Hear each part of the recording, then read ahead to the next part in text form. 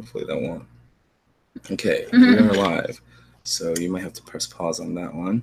Okay.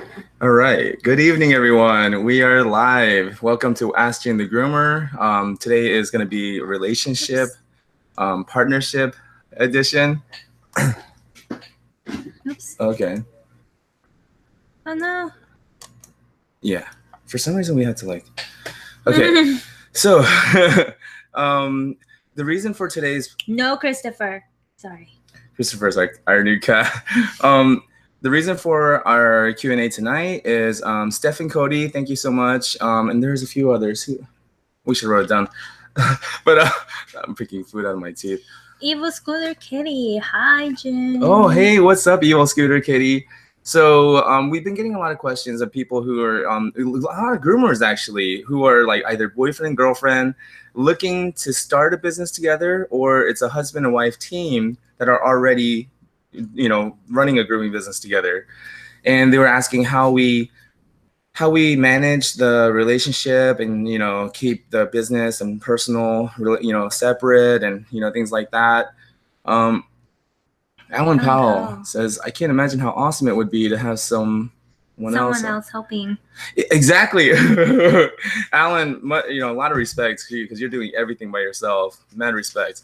But yeah, so today I always say the best relationship advice is don't give relationship advice because, it's different. Like, I feel like what works for one couple may not work for another couple, and because we're all different, right? Just like teaching kids a subject, not everybody's going to learn at the same pace in the same way. Yeah. So that being said, today we're just going to share 3 ideas, like 3 principles, just I guess some 3 fundamentals, I guess, that you can that'll probably work across the board for any relationship, that will help ease some tension if there's any disagreements or arguments going on, things like that. I think these 3 ideas are going to help. And you want to start by telling them how we met and our relationship, because the reason why I say don't give relationship advice and how what works for us wouldn't work. I wouldn't recommend anybody start a relationship the way we started it. I just met each other. Long story short, I thought I was going out to meet with some new friends because I'm new here to Atlanta, Georgia. This was back in 2005. And then apparently him and his friends, it was I was told that I was getting introduced to somebody that that could use a boyfriend, or that I could possibly date. To me, it was just let's meet some friends and have some fun. Okay, nothing wrong with that. Well, that's what I was told too. He was like, hey, we're just, if you don't like her, if things don't work out, at least we'll just, have some drinks, we'll eat, we'll have some fun. I was like, okay, cool, But at the time I was working for my parents' grocery store. And so I had 0 time. I had 0 money. My car was just, a clunker. And so it was fun though. Yeah, it was dangerous. That car was risk fun, your though. life every time you go down. Anyways, as soon as I sat down, I just looked at her. I was like, hey, I'm really sorry. You're not my type, And then she goes, oh, it's okay. You're not my type either. I'm not looking for a boyfriend. And I was like, oh, good. Well, then I guess we... No, I mean, when he told me, oh, I'm so sorry, you're not my type. I was like, hold up. Even how we got married, I looked over. There's no proposal. There's no romanticism. It was a proposal. I proposed the idea. The idea? I didn't know that we were going to go like that afternoon. So it was Friday morning, right? And so I was on the computer and I was like, hey, honey, you wanna go to the courthouse and sign the paperwork and just get married? He was like, you want to get married? I was like, sure, maybe one day. And then he was like, for me, it was just very practical. I was like, we're already living together. We'll save money on taxes. Save money on taxes. that was like my key. That was my big selling point. I was like, taxes, baby, taxes. But anyways, and we both decided that we didn't want to have kids. So it's very rare that you meet somebody with like similar life goals and things like that. So we're like, oh, you don't want to have kids either? I don't either. And so okay, I was great. like, let's just go ahead and get married, So anyways, But again, see, I would never recommend even my daughters or anybody to do it the way we did it. It worked out for us, but I would not recommend anyone else try it. Oddly. Yeah. So, but anyways, okay. So that being said, so anyways, let's go ahead and start with three ideas. Okay. So number one, happiness is your own responsibility. Exactly. Number two, we'll break it down later. So number two, self-sacrifice only leads to resentment. Okay. And number three, don't strive for perfection. Exactly. That's a head scratcher. We'll get to that in just a minute. Now, going back to number one, let's see. laugh out taxes. How romantic. I know, right? Taxes, right? baby. Taxes, baby. Okay, so anyways. Okay, so moving on. Number one, happiness is your own responsibility. You cannot look to this person next to you and expect that person to make me happy. Yeah, it's not her job to make me happy. And it's not my job to make him happy. And it's hard. Well, and it's not my job to make her happy. It's not her job to make me happy. And happiness comes from within. It is an inside job. We have to, it's our job, our responsibility to be happy. Yeah. Now here's the thing. It's really tough when you're tired. It's usually around Friday night at the end of a really long week. My shoulders, everything just burns. It hurts. It aches. I'm physically exhausted and tired and not feeling in a great mood all the time because I'm just physically aching and stuff. And I don't know. I guess the ego kicks in, and a lot of times I catch myself these days. I even told her just the other day. I was like, I don't know why, but I keep wanting to say something passive aggressive and really like stupid, like, I'm so tired, I think I might die, but not that you care. Or something like that, like in my head, I'm just, like, okay, I understand he's cranky, he's tired, so don't say anything. It'll, if I say something, then it's gonna blow over. But if I don't say anything, if I just ignore these passive aggressive hints and stuff, not that you care, then life is good. But yeah, I mean, that's the thing. It's like when I realized that, I even used to tell her, like, why are we married? Why are you my wife if you're not gonna make me happy? Like, but that's the thing.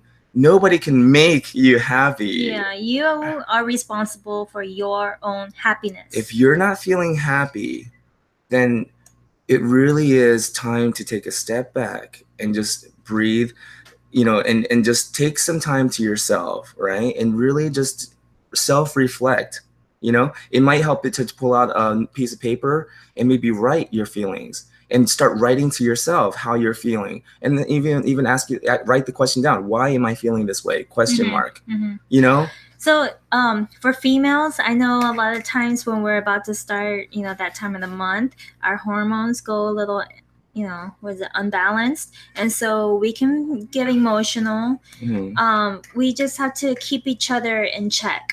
Just why am I guess it's more like being self-aware. Like, why am I feeling this way? Well, okay, I'm glad we're touching on this, because for me, a lot of times I would feel myself getting upset whenever it was like, like around that time of the month, I mean, like I would feel myself getting upset because it's almost like nothing I do is pleasing her. Nothing I do is making her happy, right? And then I almost feel frustrated and upset. And then it's like, but then again, like now I don't let myself go down that path. Whenever she's behaving in a way where I find it very difficult to make her laugh or make her happy or anything like that. And again, it's not my job to, but the usual things that would usually trigger a laugh or something, if it doesn't work, if you now, gets an eye roll, things like that, and she's just not feeling it, rather than take offense and rather than, after everything I do, he still tries. He goes out and buys chocolate.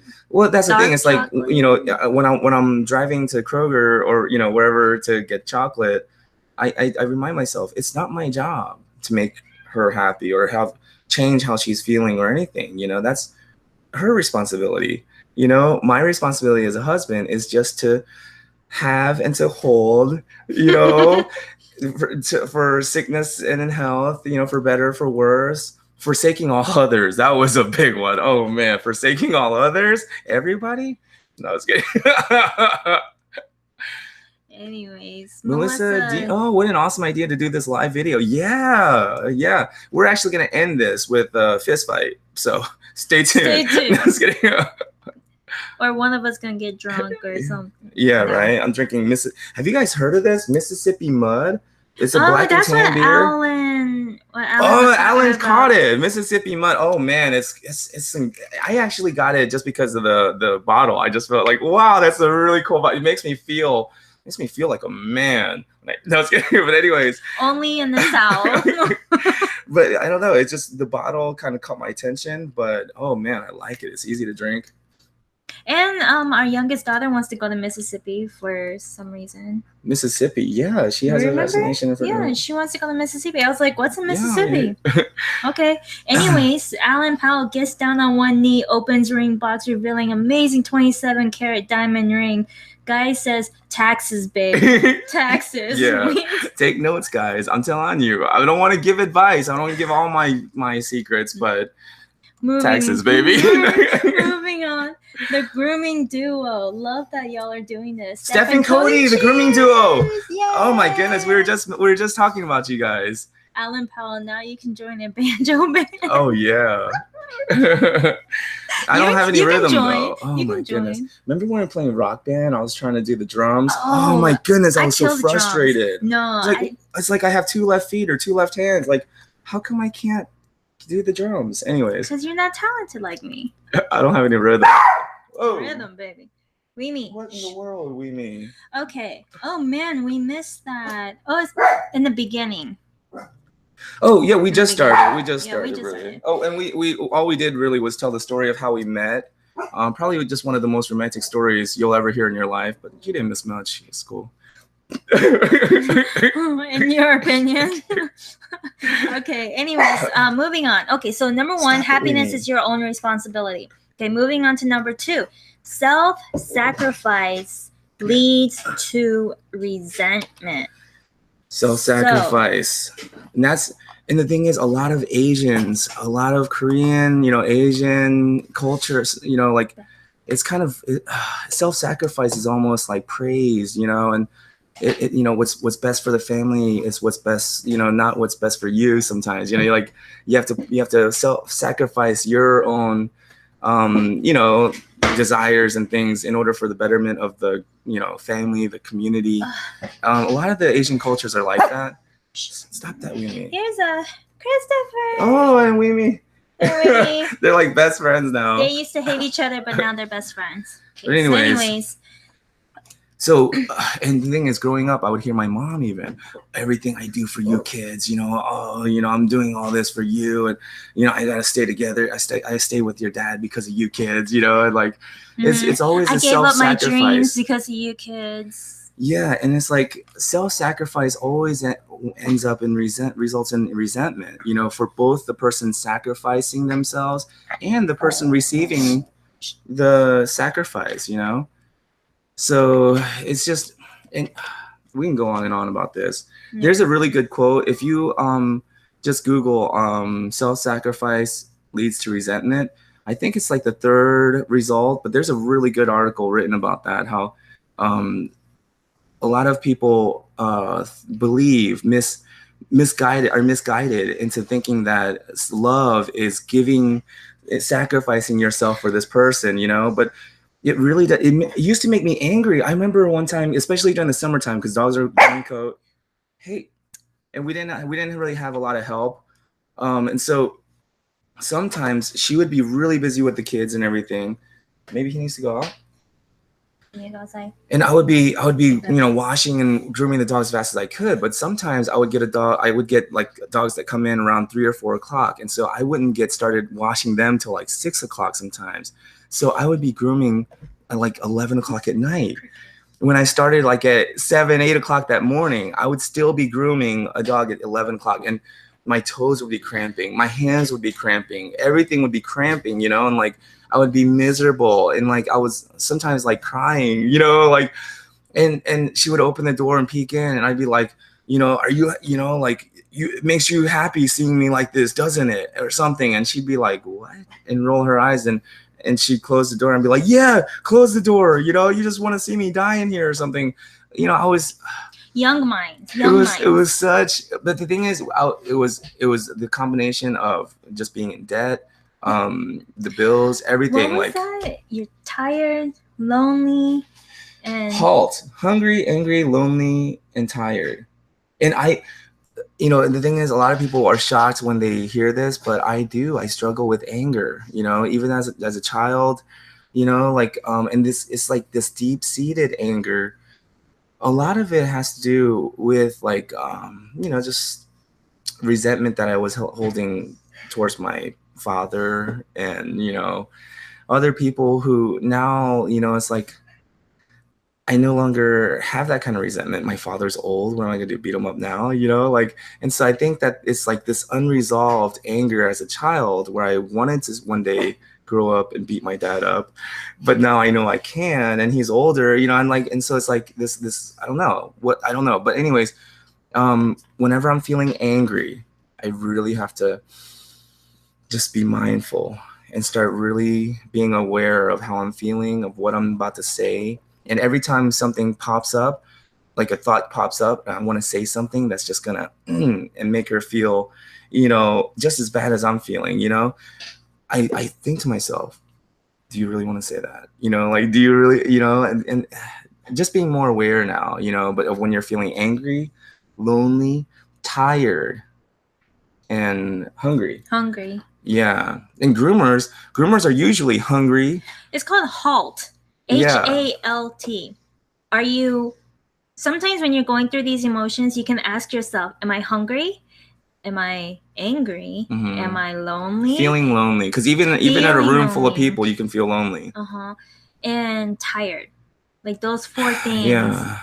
Really ask yourself. Well, and physical rest is very important. It really is. Because when you're not feeling good physically, it's easy to feel irritable. And you can hide it better with people you don't really care about. I mean, what I mean by you don't really care about is like clients, customers, or when we go out and buy stuff or do business with other people, interactions with just, people who are outside of our close circle, right? We can hide it better. But people who are in our inner circle, our close family members, people we're close to, I don't know why, but it's so easy to let our irritation out on them, Video will be up about the banjo band. Oh, I want royalties. No, I'm just kidding. Lexi Galloway, love that weenie. Yeah, he can be annoying, but Alan Powell, love is a burning thing, and it makes a fiery ring. Oh, I like that. Talking about love being a burning thing. Let's say love is fire, right? Love is fire. I think physical attraction is the spark, right? You need a spark to light a fire, right? So love, a loving relationship can be compared to as a fire, right? Passionate, raging fire. But the spark that starts it, I believe, is physical attraction. And I know that we're kind of straying off here a little bit, but honestly, I don't want my wife telling her friends. But Christopher, how did he get on the desk? Oh my goodness. Oh my goodness. Like photobomb of the year right there. Okay. I mean, no, let's cover it for the kids. Kids are watching. Oh my goodness. It's called grooming. It is called grooming. That's grooming, baby, right there. Good job, Chris. Oh, he's tired now. Sleep one off. Anyways. But I don't want my wife telling her friends, oh, but his personality though. Oh, but he makes me laugh. I want her to say, I think my husband's hot. And I'm sure my wife doesn't want me telling my friends when I'm around with my friends drinking, like, nah. I mean, she may not be much to look at, but she's so sweet. Her personality though. Like. I don't know. I just right. I mean, I feel like physical attraction is a very important part of the relationship. But if you say it's not, then you're a liar. I think it's the spark that starts the fire. But now what keeps the fire going like adding logs to the fire is the continued communication, always communicating, because just like a fire, it doesn't stay the same. It's always, the relationship is always going to be changing, right? And the older you get, I feel like the more experiences you go through, you grow wiser. And Of course. So we're not the Experience. same as we used to be when we were young. So Exactly. I saw this headline on this tabloid at Publix while I was checking out the other day. Kim Kardashian is, I guess, well, it's a tabloid, so who knows? But it's saying Kim Kardashian is divorcing Kanye West, and said, he's not the man I married. And I was just thinking, how Well, funny, because she's not the woman I married. I'm not the man she married. We're always changing, we met when I was 19. It's that, I mean, the fact that I'm not the same person she married is not a reason for divorce. It's a reason to grow together and communicate. So I think just like the physical attraction is the spark that lights the flame, the fire, right?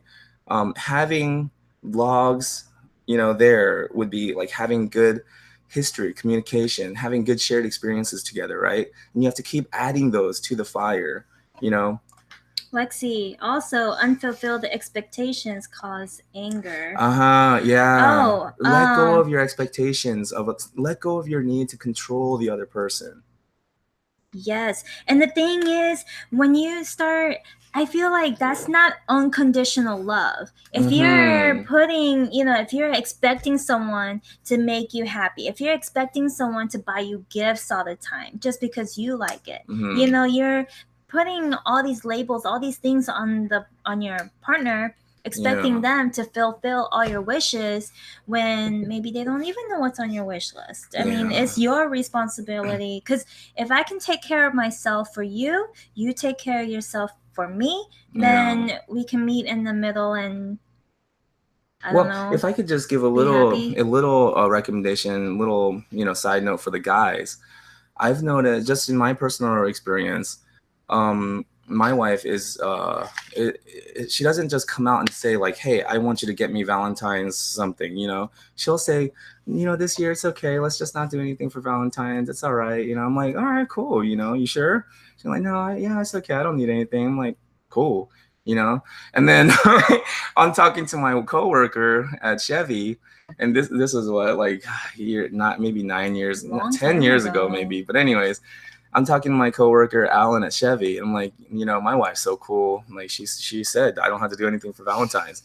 He was like, you're not gonna do anything for Valentine's? He's like shocked. I'm like, no, she said we're cool. I mean, I'm not gonna do anything. And then he was like, you can't go home tonight without getting something. Tell me getting something. And I was like, no. I was like, Alan, you don't understand. We talk, we communicate, we have real honest conversations. I was like, and she told me, don't do nothing for Valentine's.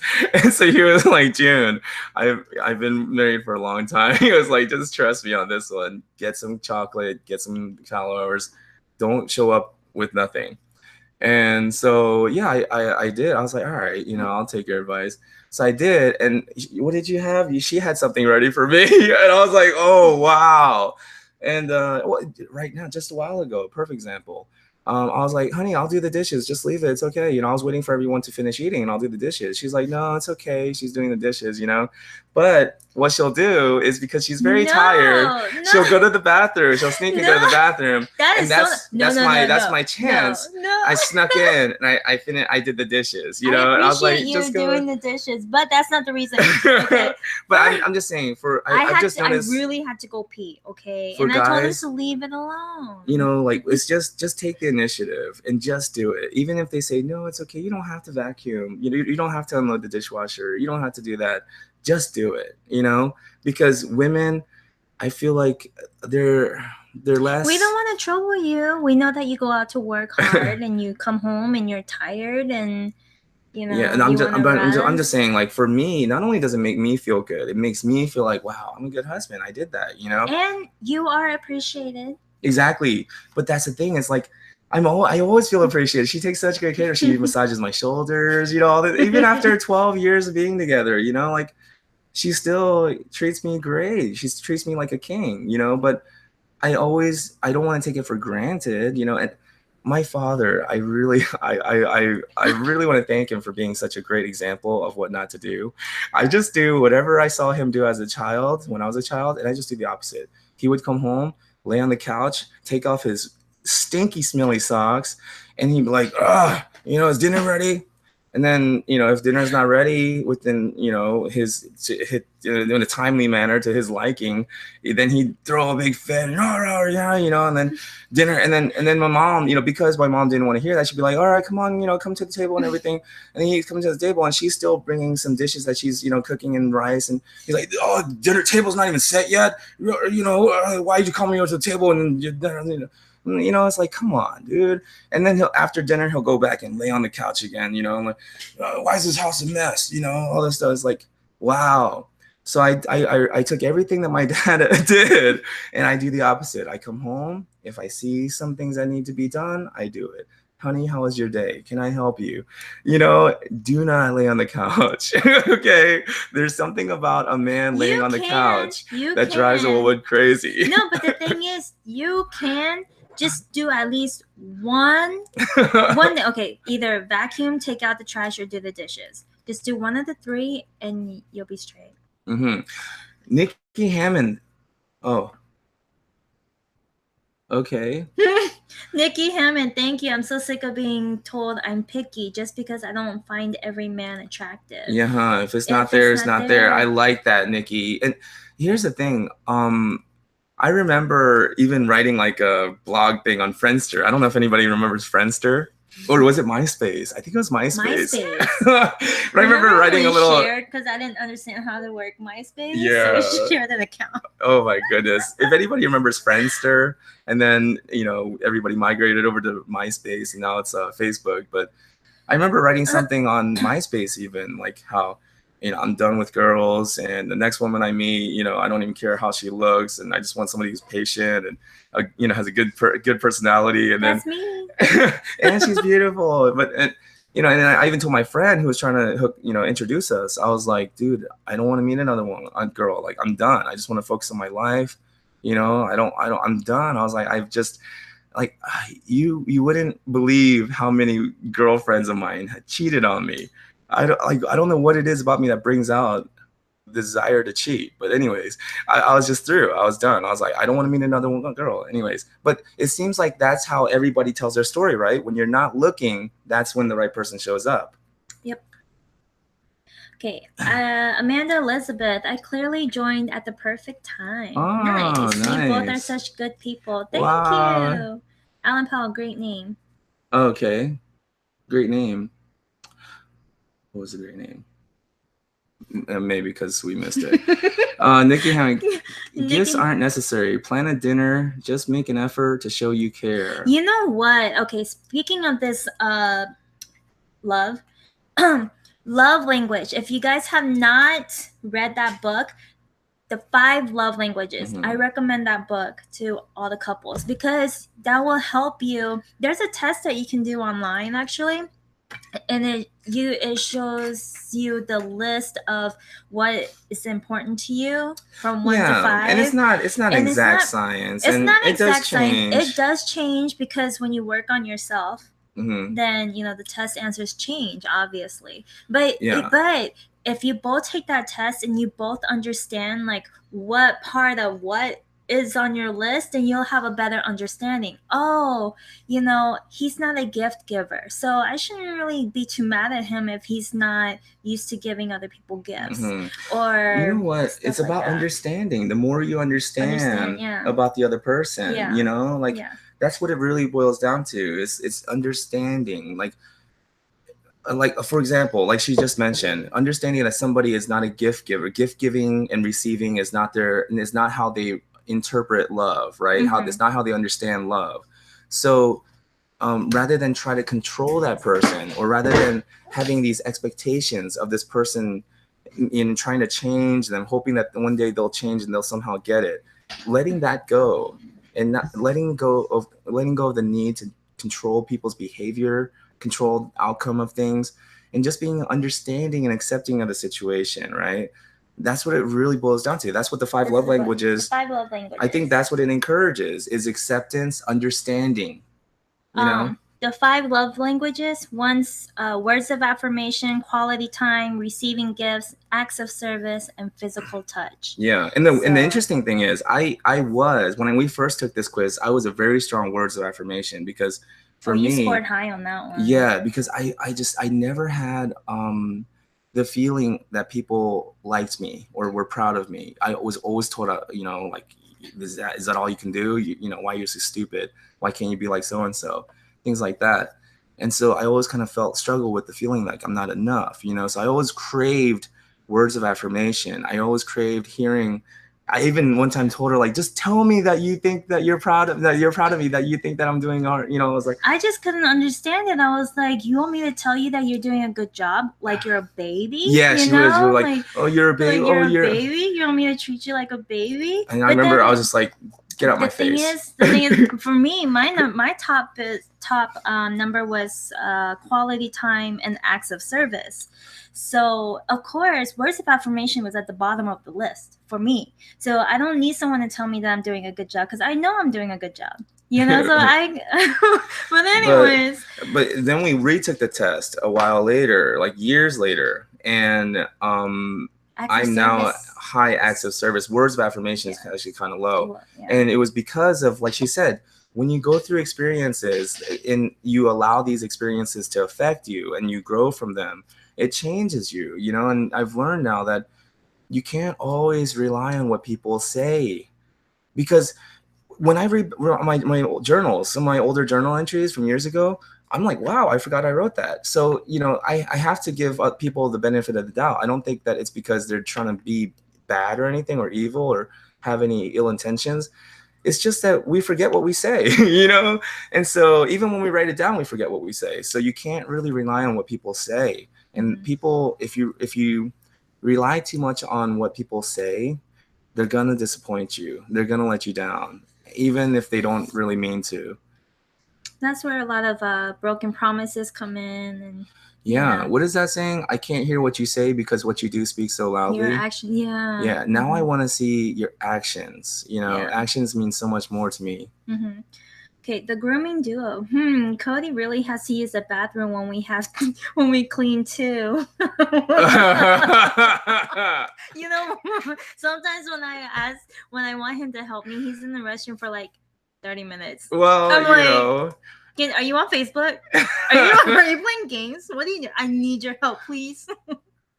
Oh, anyways. I mean, hey, I got a lot of stuff going on here. I eat a lot. I hear that's common for all men in the house.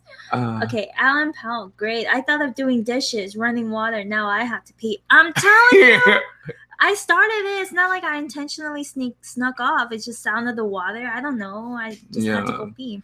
He says, what if I cook? Does that mean I'm free from dish duty? It does. No, I know he's saying that as a joke, but I always say, don't keep score. Like I cooked the girls' dinner, and then I did the dishes. She started, I finished. Well, but the thing is, like, if he cooks, I like to do the dishes, and when I cook and he doesn't make it home on time, then I'll clean. But it's nice to, it's not about keeping score. It's nice just about help each other, because it's just about doing what you can to help the other person out. I remember one time I came home. She was working really late.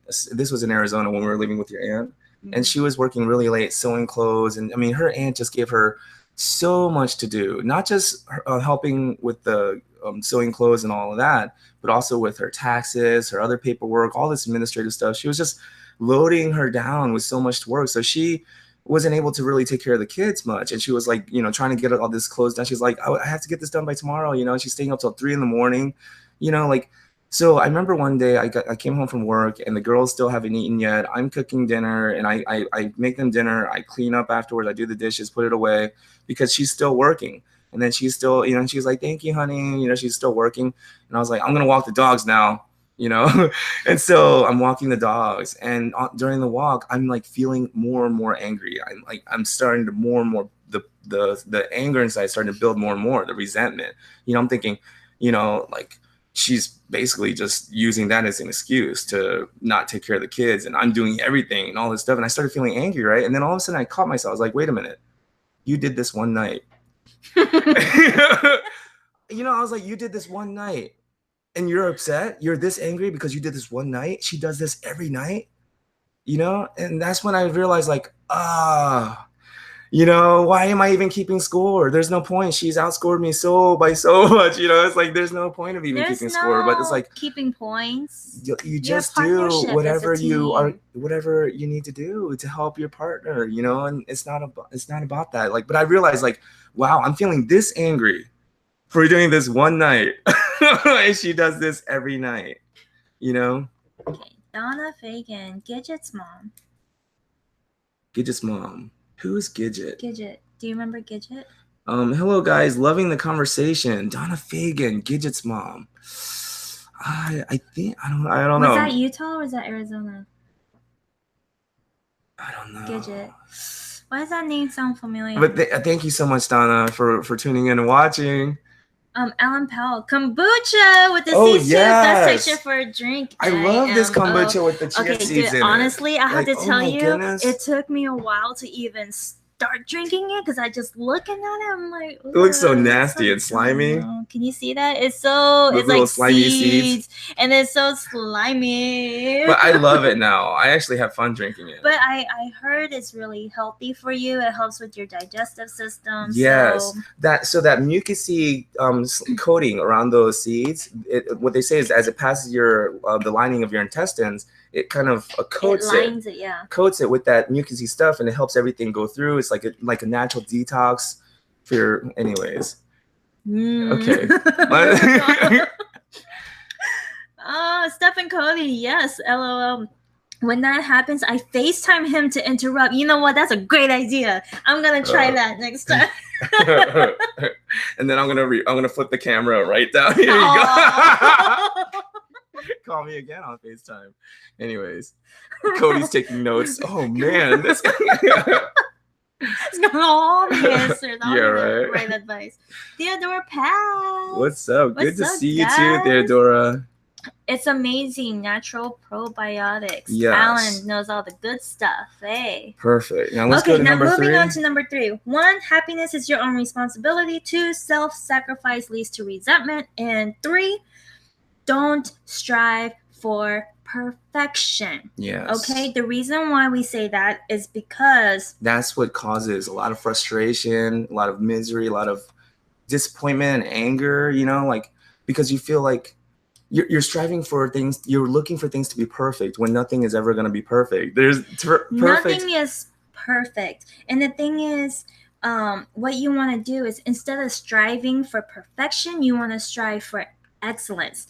And the thing is, it's okay as a business owner, it's okay to be excellent and not perfect. Exactly. Because perfect puts you on such a high pedestal. It's going to be so hard to reach and to reach your goals. It's just really high expectations. So excellence. So I have this printout. It was taken from a book called Growing Up Firstborn by Dr. Kevin Lemon. It was written in 1990, but it has these 8 points about excellence versus perfection. I'll just go through this as fast as I can. Number 1, the person who is chasing perfection reaches for impossible goals, while the pursuer of excellence enjoys meeting high standards that are within her reach. The perfectionist bases his value on himself on his accomplishments. The person who pursues excellence values himself simply because of who he is, right? And that's so perfectionists find value in himself, values himself based on his accomplishments. And that's what I was doing a lot. And I was like, and then you get to this point where it's like, I thought if I got 20,000 subscribers on YouTube, I don't know, I thought I would just wake up stress-free.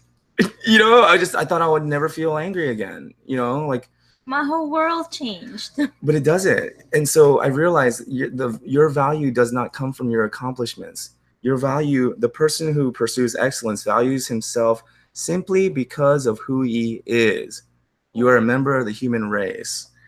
The perfectionist is easily crushed by disappointment and is prone to throwing up her hands in surrender. The person who is seeking excellence may also be disappointed and hurt, but she does not let setbacks keep her from moving toward her goal. I mean, and I'll share this maybe another time in a blog, but I'll move to number 8. The last one. The perfectionist believes that winning is extremely important and has to win to maintain a healthy self-esteem. On the other hand, the pursuit of excellence can finish second and maintain a healthy self-image. The perfectionist often has the feeling that if he can't be perfect, he won't even try. The pursuer of excellence is a risk taker who says, well, I may not do this well, but I'm going to give it a shot. The pursuer of excellence is the person who is constantly getting better, constantly growing, and always enjoying life. The perfectionist is missing out on a great deal that life has to offer. And I like what Alan said. He wrote, if you're perfect, you're not learning anything new. Exactly. An excellent person is always looking to learn. A perfectionist already knows everything. And here's a great way to look at it. My mentor, Ted Worley, he told me, picture yourself working with a group of excellent people. He was like, it feels good, right? You even just thinking about it, you feel good working with excellent people. You're going to get a lot of stuff done. It's going to be a good work environment. Now picture yourself working with a group of perfectionists. Nothing is going to get done. You're going to hate each other. Everyone's going to say everyone else is wrong. Everyone's looking for it to be perfect. So when you're in a relationship, even looking for my wife, looking for things to be perfect, I remember one time, things would happen. We were still getting used to. She was still getting used to handling the business and emails and all of this stuff, all the admin and the bills coming in, and homeschooling the girls. Sometimes she would miss paying an electric bill or a water bill or a gas bill or something, and they would cut it off, and I would flip, and I would say stuff like, you want me to take care of the bills now?" And passive aggressive stuff like that, and totally unappreciating, totally, taking advantage of her and making her feel unappreciated, right? But I remember one time, we were in on vacation. It was in New Jersey, and the water bill. We had the money and everything, and she just forgot to go ahead and set the payment and whatever before we left. And so we got this notification that they were going to cut the water off while we were on vacation.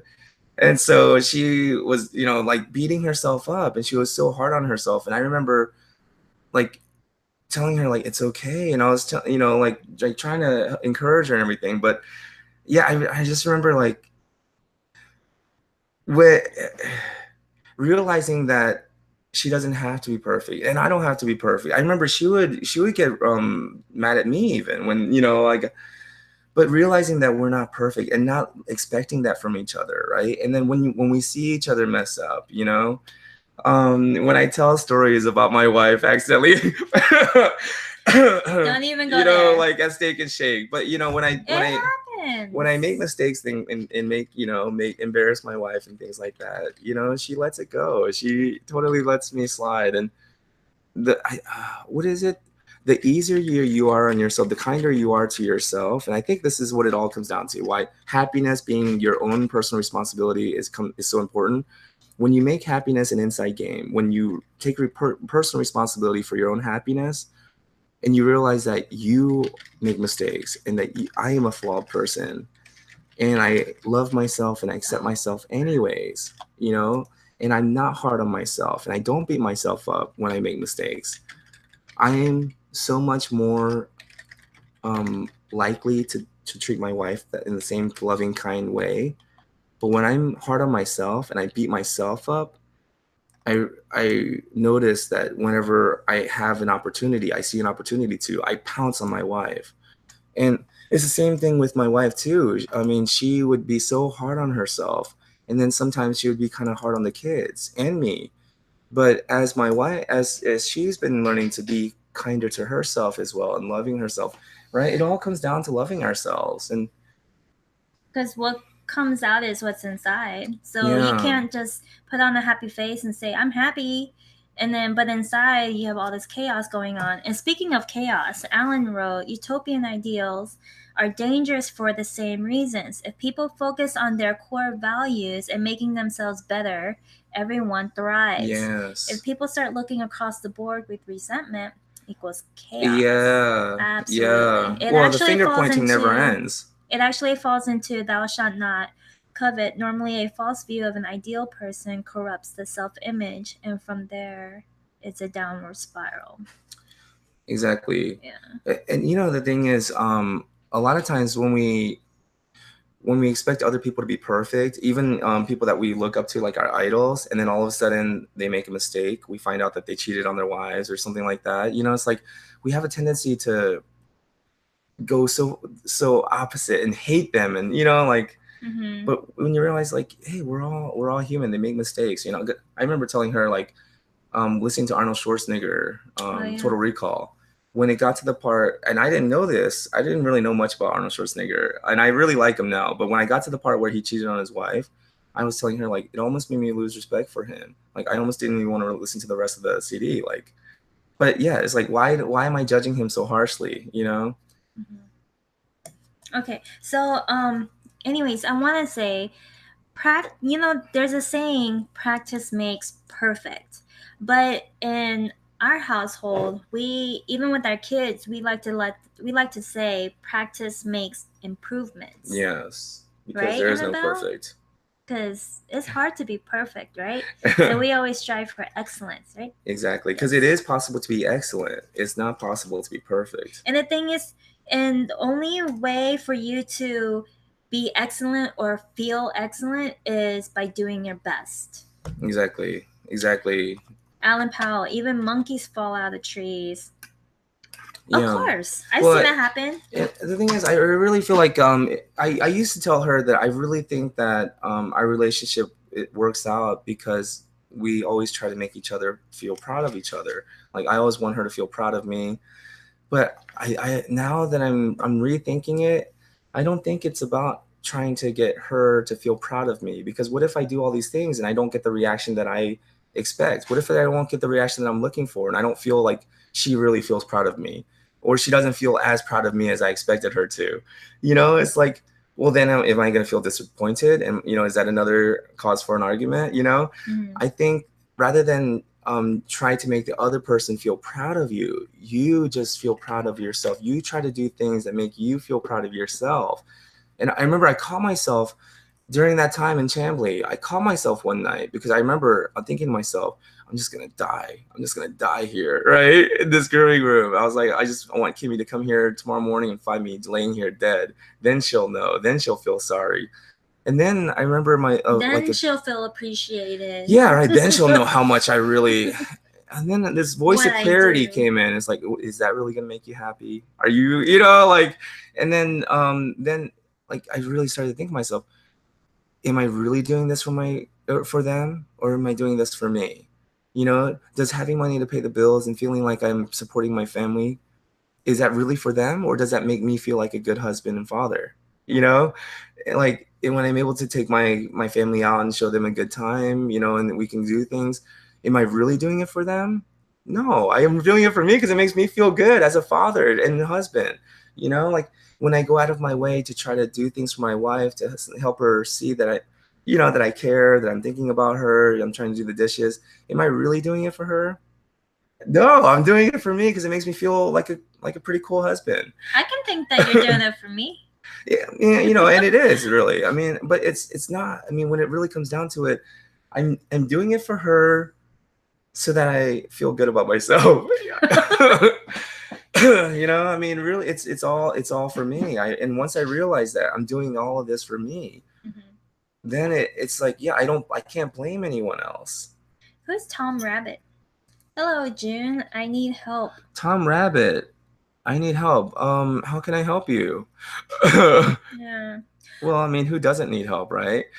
We all need help. Sure. Okay, so anyways, the thing is, the moment the moment anyone feels like they no longer need any help, why are you still alive? Why are you still here? I mean, like, what's game over, right? You've reached the end. Get out of here. Go to Nirvana. Here in what we call real life, this living experience, it's what we call the full catastrophe. John Kabat-Zinn saying it's the full catastrophe. It's the kids. It's the mess. It's the crashing. It's the wiping the floors, things spilling. That's life. That's what we're here for. Mm-hmm. And I wish I could find the video. I can't find the video, but it's like this guy was sitting on a beach. Everything was perfect. The waves crashing, and he's breathing. He's meditating. He goes, I'm bored. I'm bored. Yeah, because I mean, like, how long can you sit there on a perfect beach before you get bored? Let's say you had unlimited margaritas. How many can you really drink before you get tired of it? Mai Tais? I mean, you know, how many more prime steaks can you oh no, that's not prime steaks. What do you call that? Filet mignon. How many more filet mignons can you eat? It's not, life is not about perfection. It's like, life is about experiences. If life was perfect, there'd be nothing to do. We'd be bored. Life is about experiences. Exactly. Yeah. And stories that you create that you can tell. Yeah, and some of the best stories involve struggle. Okay, so if everybody doesn't mind, I'm going to kind of gear our conversation to something else. Alan Powell, I can attest it's impossible to get bored of steaks. Agree. Yeah, I mean, I guess. Well, when you're a carnivore. Yeah. Okay, so anyways, okay, but down to business, for real. Okay, what I really want to talk about in this video is for any partners, any husband, wife, boyfriend, girlfriend that's thinking about starting a business together, best friends that want to start business together. Here's some things that I wrote down. Oh, and French fries, Lexi Galloway. And French fries. Oh, I love French fries. My goodness, right? Especially after the gym, after you work out at the gym. Oh my God, why is it after the gym you tastes so good. Ooh. Have you dipped it in vanilla ice cream? After the gym? All right. Okay, anyways. All right. Now you know why there's no it's like, this guy goes to the gym every night. Why are there no results? There's no results. It's not the gym that's the problem. It's the French fries afterwards. Anyways. Okay, so anyways, here's some things that I wanted to go over. If you guys have any questions, you can leave the questions on the comments and we'll get to it. But I just want to quickly go over a list of things that I recommend that you go over with your partner. Okay. And burgers. Ava, you're supposed to be okay. Okay, so anyways, okay. All right. So what you want to do is sit down and have a meeting. Okay. So even what the list that I wrote down, it helps before you open up a business, but it's also good if you are running a business now, and to want your business to be more successful. Then these are some things that I recommend with your partners. One, write down each other's responsibilities. Wait, before that, hold on.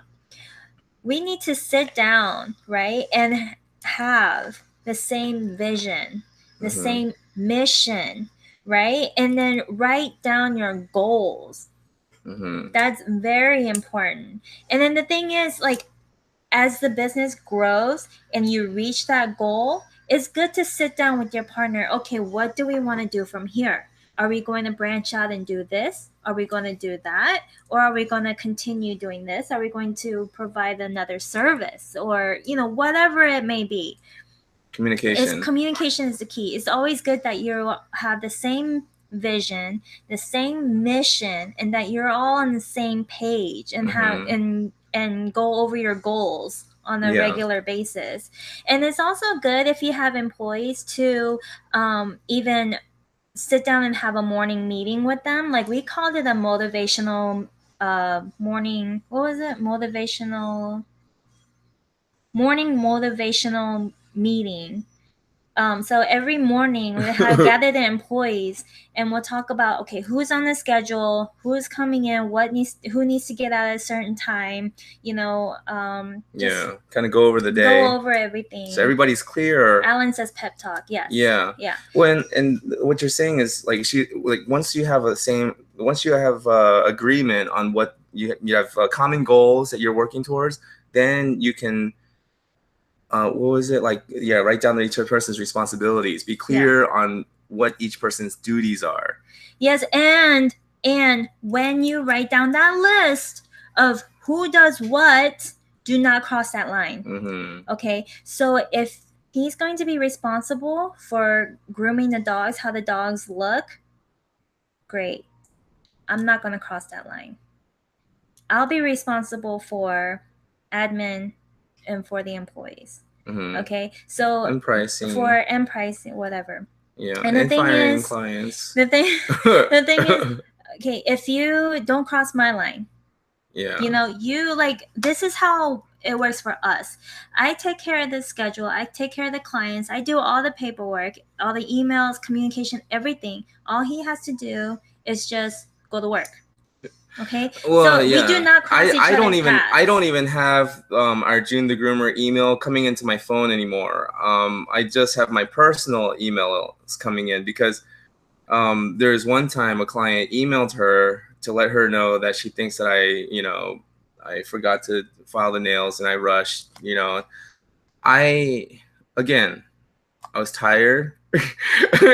Just when you're feeling physically exhausted, it's just not a good time to make any kind of good decision.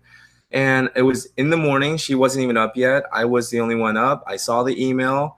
It triggered an emotional response in me, and I emailed her back. And I told her, let me make this very clear. I do not skip steps, and I do not rush. And the fact that you even accuse me of that lets me know that you don't really appreciate what I do. And I no longer want to groom your dog for you. And I fired her. That's not my responsibility. I crossed that line. And now we had to fire the client. And then she woke up, she saw the email. I was already at work. I was driving, she's like, I was like, yeah. I emailed her. Alan's a savage. So now I don't even get the emails. I'm not allowed to look at them. She probably prefer I don't even talk to the clients when I'm there. I just groom the dogs and I leave. But basically what you want is everybody to be on the same page. Yeah. Okay. So that means everybody's, or not everybody, business partners, okay? We need to have our needs and expectations addressed. Mm-hmm. Up front, soon. Yeah. Sooner is better than later. Clear, crystal clear. Yeah. Okay. And another one is identify and utilize the strengths of each other. Mm-hmm. So let's say he is better communicating with the clients, then maybe while he grooms, I'll have him email. Or no, perfect example. Okay, he goes out and work, right? But I'm not a great writer, but he is. So he does all the blogging. I don't cross that line. Mm-hmm. Okay, so that's his strength.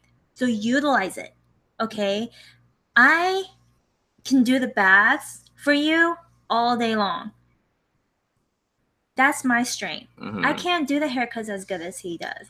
So I'm using my strength. Mm-hmm. You use your strength. Are you better at accounting than your other partner? Then let that person take care of accounting. Yeah. Don't cross that line and have complete trust with that person. Yeah. And if you are, another thing is I would recommend sitting down together once a week. Mm-hmm. Like, let's say I'm responsible for accounting. He's not.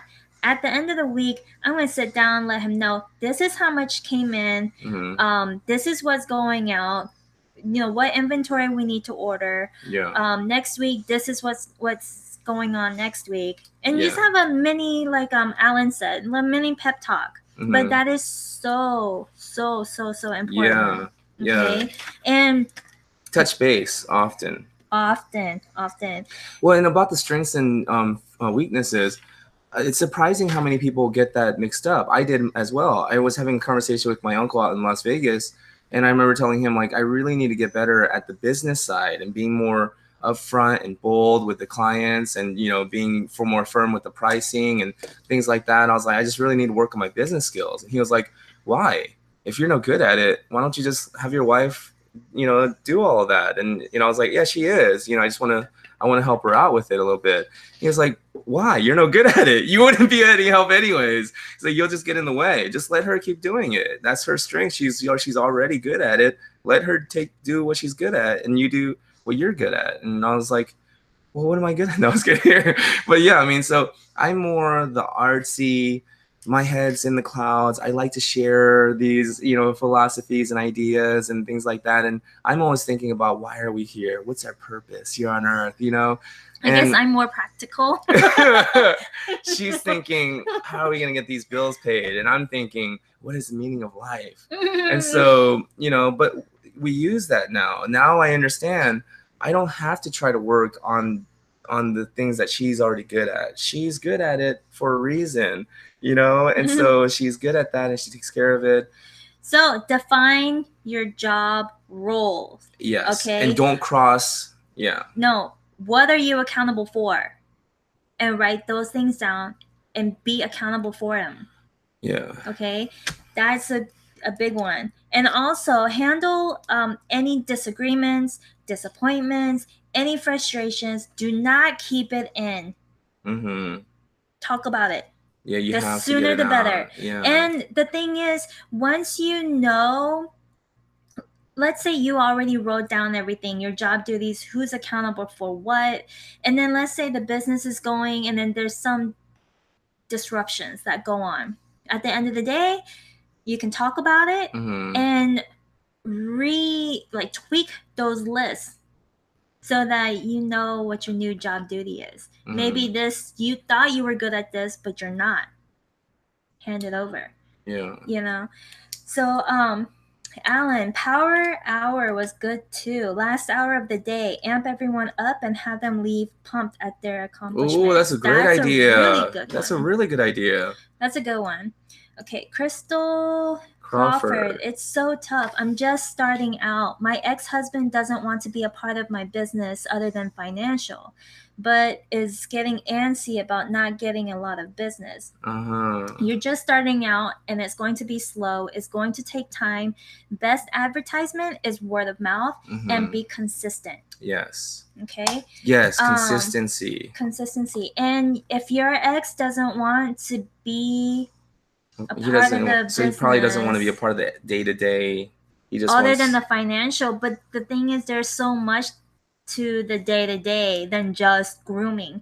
You got to check in the dogs, you got to do a good job on the dogs, you got to check out the dogs, there's following up with the dogs, and then there's also to keep your business successful is to get your clients used to setting appointments.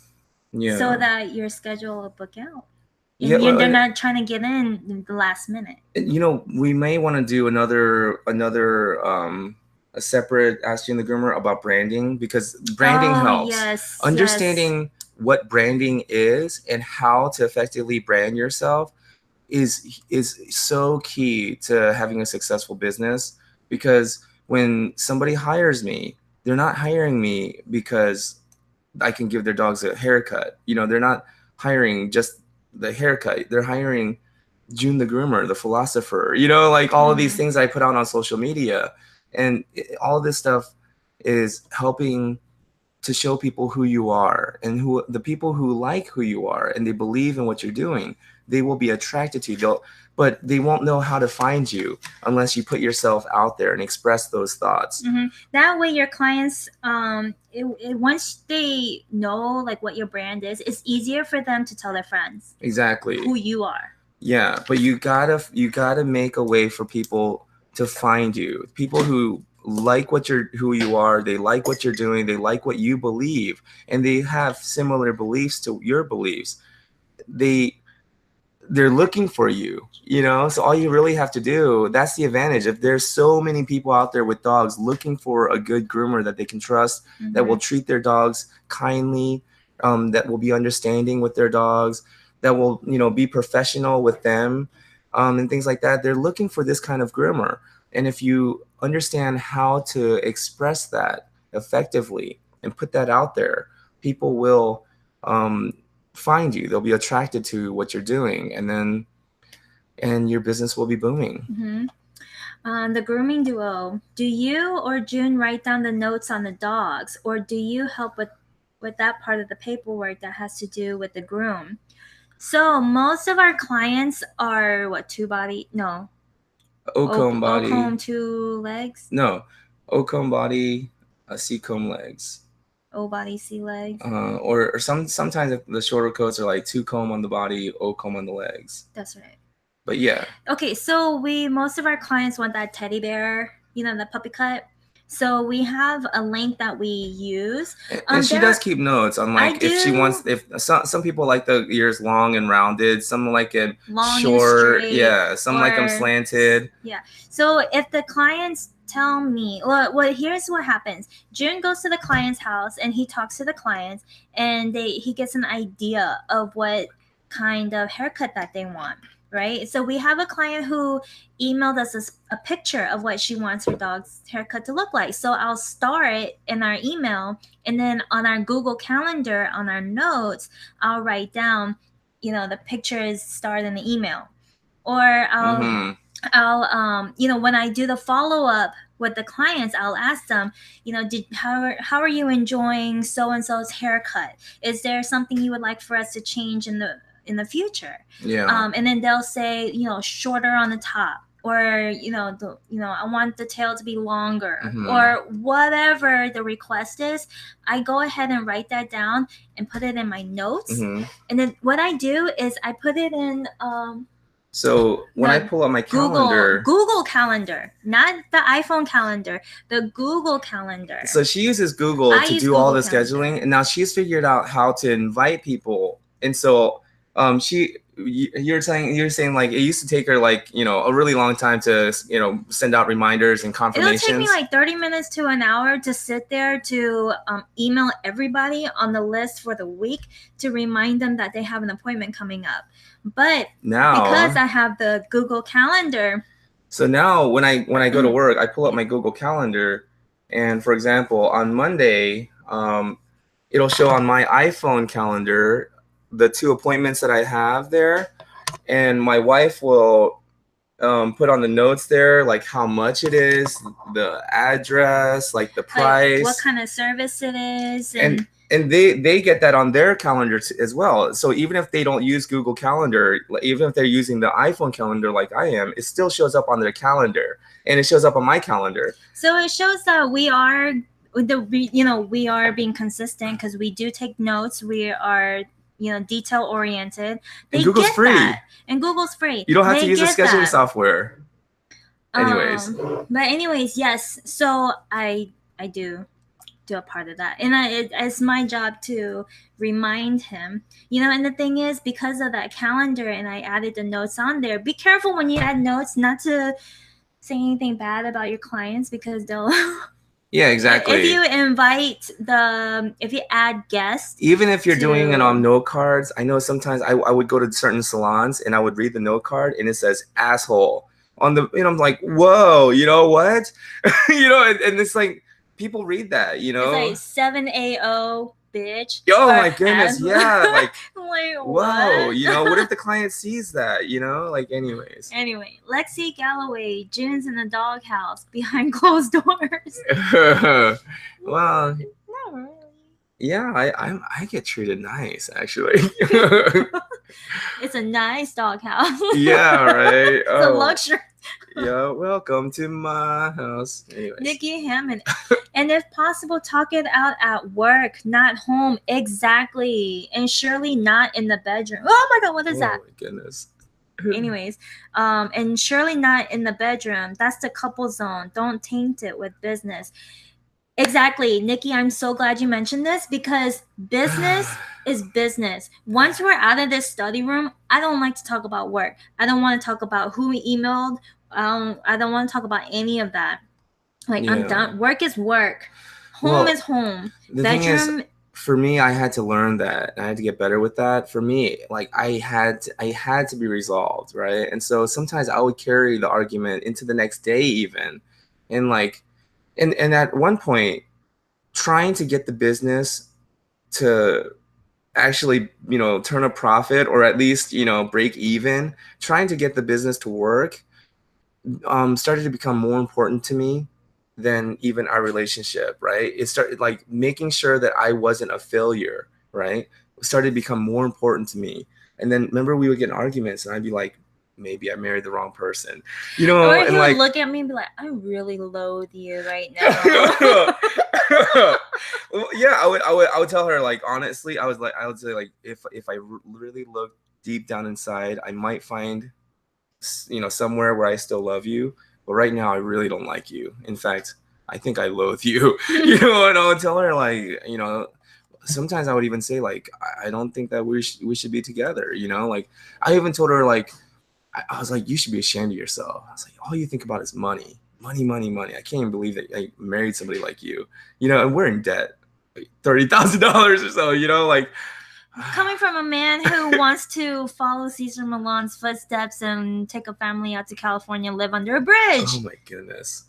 I was so delusional. I was for sure that if I went and knocked on Cesar Millan's door out in California, that he would just take me in and he would say, oh, I'm so glad you finally came home, my prodigal son. I'm going to make you my dog groomer, like, I'll take care of you. I was delusional. And then she was like, what if Cesar Millan doesn't answer, or he tells you to get lost? I was like, well, then we'll just find a bridge and start over under a bridge. Cesar Millan started under a bridge. And she was like, he didn't have any kids. We have kids. And I was like, we'll just find a bigger bridge. I was serious. Like, oh my goodness. But then, well, looking back on it now, fast forward, like 6-8 years now, like, knowing that I was going to lose the shop anyways, and knowing that it's more the lessons and the experiences and everything that I've got from that experience, like, why was I, willing to lose this? This is what's important, not the business. This is what's important, the relationship, and even if the business fails, this still, is going to be a success. It shouldn't matter. We don't have a failed business. We had a It was a failed attempt. I mean, come on now. Let's not sugarcoat it. Our rent was like $5,000 base. Yeah. Just the base. My goodness. So that's another thing we learned. Yeah. Look into the square footage, how much it costs. Look into your area before moving in, because. And don't blame the other person. That's the thing. I kept blaming her. And I was telling her, like, I think you're out to sabotage me. You don't want me to be successful, do you? Like, it doesn't make sense. Like, listen to yourself. If you're sabotaged, then I'm sabotaged. Like, come on. Yeah. Well, and that's the thing. It's like a lot of the problems in our relationship came from me. All the problems that I saw that I thought was like she was a part of the problem. It wasn't. It all came from the way I was looking at things, my attitude, If you're going to jump into a relationship with baggage, keep your baggage. Don't unload your baggage onto the other person and have them try to make you happy. Yeah, it's not fair. It's not cool. Fair. It's not fair to that person. It's not their responsibility to make you a happy person or to have you wake up every day with feelings of joy and blissfulness, No, I mean, maybe during the honeymoon stage, but I mean, Okay, Alan Powell, I'm taking notes for when I find a lady. Oh, yeah. You sit down. First thing you say to her, I'm sorry, you're just not my type. Don't do that. Okay. Steph and Cody, we just started being very active in social media, and it's been amazing for business. Exactly. Because, and here's the thing, marketing is expressing who you are so that other people who like who you are can find you. Mm-hmm. Advertising is asking for the sale. Mm-hmm. Many people advertise asking for the sale. They advertise thinking that they're marketing, but they're not. They're advertising. For example, if you say, hey, we're having a great day here during the summer, make sure you schedule your appointments, that's advertising. If you put up a picture of a really cute dog, look at this dog, he's so happy here, look at his big smile. If you want your dog to smile like this too, make sure you book that's advertising. Marketing is just hey guys, we're having a fun time. Look at this. Isn't this funny? Look at this, what Or this dog's doing. so and so post a picture and so and so is ready for 4th of July, or so and so is ready Exactly. for the summer. Exactly. You're not trying to Marketing is lure branding somebody in. Marketing is more like branding. Yeah, right? it's marketing is your brand is your reputation, right? How do you build a reputation? Slowly over time, and it's who you actually are. It's showing your character. So when you post on social media, I recommend, I mean, you don't have to take my advice, but I'm just saying I recommend posting things that just show who you are, your personality, and it's not asking for the sale, it's not baiting anybody, it's not trying to get someone to click, and like, I see this a lot too. They're trying to like give you a little helpful tip, a little tidbit, and then they say, if you want to learn more, click the link, join our program or whatever. I don't like that. For me, that feels like sitting next to a girl at the bar, buying her a drink and saying, hey, if you like that drink, there's a lot better drinks in my house. Like, I just feel like that's creepy. It doesn't work. It's advertising. It's not marketing. Alan Powell, that's how I get most of my clients. Let's see. We passed the subject discussion behind closed doors. Leon Harwood. Leon, what's up, Leon, from Trinidad? Leon, how is your business? I know you were having you opened up a store. Yes. And you do home grooming. So we're still doing some mobile. Yeah, so I want to know, like, how are you doing? I was thinking about you because I wanted to say, like, were you able to figure out the scheduling? Like, are you taking like one day off a week to go around your clients' homes? Or? Yeah, because what my wife has done is she's actually made a big map of the city, of Atlanta, and she has like she marked where each of our clients' homes are, so we can see visually on a map where the clusters are, and so she can schedule, so that I'm not traveling so far. So we were going to suggest to you, Leon, is if you are still running your shop, your brick and mortar store, then maybe you can schedule like one day out of the week where you go to a different area each week, and you service your house call clients that way. Yeah. Eve F says hello. Lexi Galloway, he was in the doghouse because he fired the client. Oh yeah. Well, not really. I mean, my wife, she always has my back.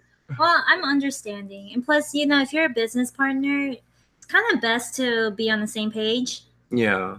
So. And honestly, if I've gotten to the point where I'm like no longer willing to groom for a client, yeah, like I don't want to do business with people that make me feel uncomfortable. Eve F says, say hi. Business, it's important. Mm-hmm. And typical man. Always looking at everything wrong. Exactly. We do. I mean, okay. Men are inconsiderate, really. And I think it's just a gene. We're not able to consider all things. Okay. Grooming duo. Yes, being genuine on social media and not trying to sell it is what is getting us business. Exactly. Eve FOMG the kitty. I'm in love. Oh my goodness. You know what I noticed? Like 3 months now. My goodness. I've always told myself I'm not a cat person. I was scared to death of cats. Even when Christopher first came, he was just a tiny little kid and I was still kind of scared of him. But now, oh my goodness. I love how much he loves me. He comes up to me when I come home, and I don't like is when he comes up on the bed and licks our face to wake us up because he's hungry. It's like at 3 o'clock in the morning. 3 o'clock in the morning, and then at 5 o'clock in the morning, and his tongue is so hard. He licks like on my eyelids. It hurts. He wakes us up because he's hungry. But anyways, what I've noticed though is that at my client's house, my clients who have cats at their house, whenever I would try to go and pet their cats would go run away from me. But now I'm noticing that the cats actually come up to me. And I think it's because now that I love my cat, and I think because I'm the way I approach cats are different, the energy that they feel from me, I don't know what it is, but my clients' cats don't run away from me now. They actually, and I pet them, and it's interesting. It's like, wow, you know, it's just interesting because before we had Christopher and I was scared of cats, they literally ran from me. And now that I love Christopher, I love my cat. I think it's and just I look they at smell cats Christopher different. on you.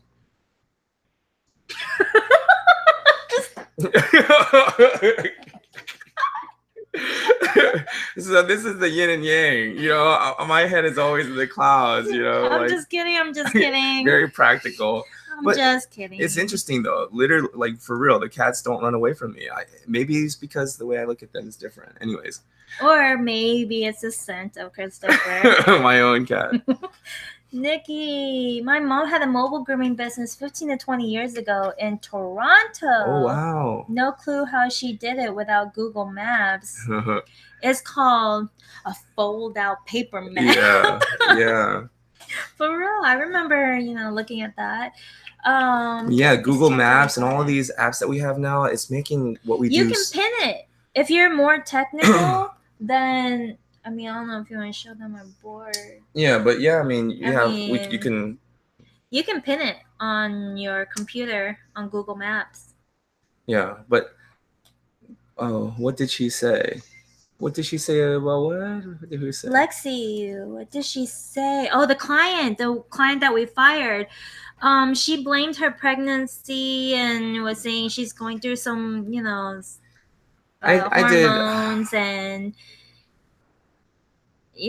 but and then we just kind of ended it and then she contacted us again wanting to know if they can be added back onto the schedule, and unfortunately we don't have room on our schedule anymore, so I had to tell her I felt bad. She was like, I know Jun doesn't like me, so maybe he can deal with my husband. He was like, maybe we can schedule on days with my husband. He was like, I know Jun doesn't like me, but maybe we can schedule him the day that my husband's home. And I was just telling her, it's like, I know we didn't end it on like good notes, but I'll add you to our waiting list. Yeah, no, honestly though, for me it's like, the thing is, what came down to that is the reason why we're not trying so hard to get her back on the schedule is because every time we go over there to groom, I'm like smearing my makeup. Every time we go over there to groom, when I do send her a follow-up email, she's always complaining about something. She's complaining about the last time she complained about the nails, and I told her that his quick is too long, so we can only clip him so short and without making him bleed. And so in order to retrieve the quick, we need to see him on a more regular basis, but she doesn't want to schedule anything sooner than like 4 weeks. I think that's what I recommended. Maybe Jun can stop by. No, it was like 6 weeks. She was scheduling every 6 weeks. No, I was trying to get her to schedule around 4 weeks, and she wouldn't. Yeah. And she was more comfortable with the 6 to 8 weeks. Yeah, but a lot of times it would be 8 weeks. Yeah, every like 8 weeks before I saw the dog again. And the nails. And it would take me all day long. So pick and choose who you want to do business with. Don't get your emotions out of it. When there's so many people out there that we haven't even met yet who would highly value our service and they would love it, why are we spending so much time and energy trying to please someone who is not going to be pleased? But and sometimes sending them to your competition is your best advertisement, because now she's desperate to get back on our schedule. And I'm not trying to talk bad about anybody. I'm just saying, like, I don't know when there's so many other people waiting and they seem very eager and happy and they seem to really value what I do. I'm not very motivated to, try to go and groom someone's dog where they're not really going to appreciate it, Mm-hmm. Nikki Hammond, yeah, booking could be a challenge depending on where the clients where they live, yeah. Alan Powell, clients don't care about the quicks. Clients that don't care about the quicks are the worst. Don't care about the quicks are the worst. I've had that client, yeah. Yeah, Lexi, yeah, she doesn't deserve y'all. Well, it's not that. It's just that I realize now that rather than try to change people to become like the kind of people that you like to work with, just find people that you like to work with. Skip that step, because you trying to change people is probably one of the worst experiences you'll ever have. Seriously. I remember Jim Rohn, he was saying like when he first started out, he had a team of people and he said, I'm going to make these people successful if it kills me. He almost died. He said, I almost died. It's not worth it. Trying to get people to change, it's not worth it. Just find people that already get you, and you already like to work with. That's why branding is important. That's why social media is so important, because you want to attract, like attracts like. Exactly. And you are going to run into people that are impossible to please. Exactly. And that's why I say you don't want to be too careful. Be cautious, be considerate of other people, of course. Be considerate of other people's feelings. You don't want to just purposely, intentionally offend somebody, but you don't want to be too careful either.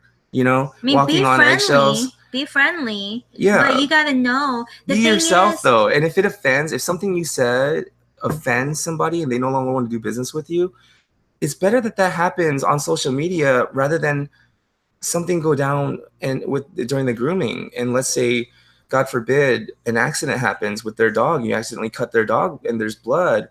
Now what? This person that's going to freak out on social media over something that you just said, right? And that offended them so much that they're going to not do business with you, and it causes them to get all ugly with you. Think about what would happen if you accidentally cut their dog.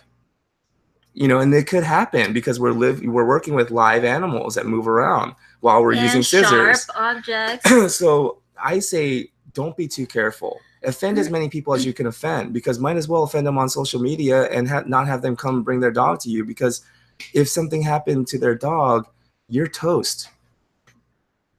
They're going to fry you online. Seriously. I mean, I don't know about all that negativity on social media, because you don't want to be, that's what I'm saying, you don't want to intentionally offend people, but you don't want to be so careful with your posts. The thing is, what I recommend, or one advice I can give, is just because we're groomers and pet clients are going to look at you like, oh, you're just a dog washer, you just wash my dog. No, we need to, I don't know when and how long this has been going on, but we have a skill. We are talented, okay? We have a job that not anybody can replicate, okay? So it's not wrong for us to ask for some respect. Well, you have to respect yourself. You have to respect yourself, of course. But I'm just saying, don't let clients, other people push you around just because they're like, oh, you're just a dog groomer. Excuse me, I have skills. Well, I mean, my attitude with that is, I'm just a dog groomer. But I don't want to groom your dog. You can find another dog groomer and just go find someone else. I mean, for me, I'm done with arguing with people. And if someone calls me a jerk, I'm gonna say, I understand. I can be a jerk sometimes. Gosh. And if they get upset because they're not getting a reaction from me, they say, hey, I called you a jerk. I'm gonna say, I heard you. I'm a jerk. What? Okay, this may sound a little uncomfortable, but if someone says, oh, you're a B, I take it as a compliment. Thank you very much. It means that I got my shit together. Oh, don't you just... Oh. Ava's watching. Oh, I forgot she was on here. But anyways, again, you don't want to be too careful. We all make mistakes, But again, if one of our clients are watching this and they heard her say the S word and they email us tomorrow. I happen to be watching your live Q&A, and I happen to hear Kimberly say the S word. It makes me feel uncomfortable. I no longer want to do business with you. I no longer trust my dog with you. Great. Let's contact the next person on the waiting list. They've been waiting for a while. Let's give them the good news. Just move on. There's plenty of dogs out there. Exactly. You don't want to spend your time and energy emailing that person back. And she doesn't really talk that way. Don't be what happened was people pleaser. The Benjamin Disraeli says, never complain and never explain. Two things, because the people who really know you, they won't care. And the people who really care, they don't really know you. So why bother?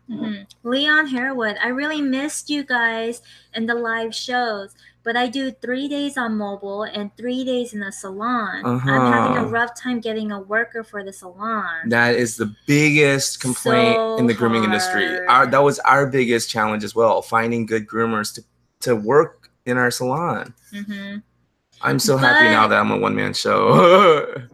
But the thing is, you know, don't give up on trying to look for somebody. Oh yeah, exactly. The thing is, you can go to the animal shelters and ask anybody if they're interested, because they're volunteering their time helping animals. Obviously they love animals. Well, later on this year, when we have our own place, once we move into our own house, you know, the plan is to set up our own room, have like a grooming studio, a room that we groom out of and make YouTube videos. And I would totally be open to taking on an apprentice at that time. It's just right now, a lot of the homes that I go into, they're even the apprenticeship is really hard because our clients, they expect to see him.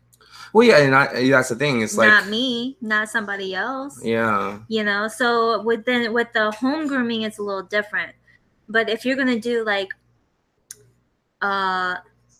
in-home grooming, like grooming out of your own home, then you can have an apprentice. That's what we're thinking, is having an apprentice once I have my own setup in my own home. Or your own shop, But right now, going into people's homes, it's really not the right environment for me to take on a apprentice and have new people come in with me. So right now it's a one-man show.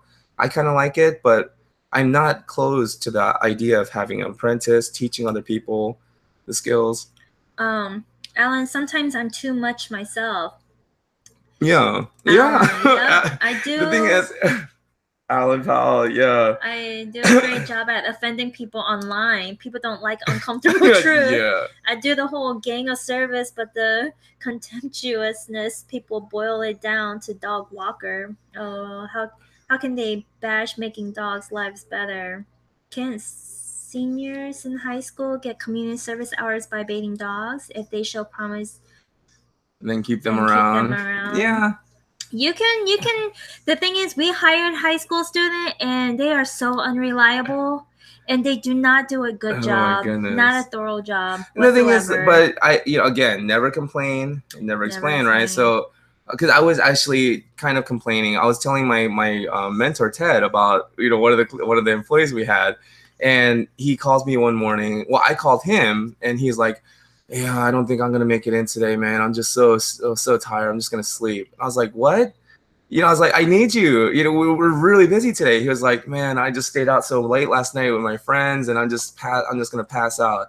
And I was like, "Dude, I really need you to come in. If you really, if you can, I need you here." And he was like, "Well, then can you pick me up? I'll be ready in like 30 minutes." I was like, "All right." And I tell my wife, like, I gotta go pick him up, and I'm like, she's checking dogs in, she's checking in the clients, and so I go and I pick him up. Right? I'm waiting for him, right?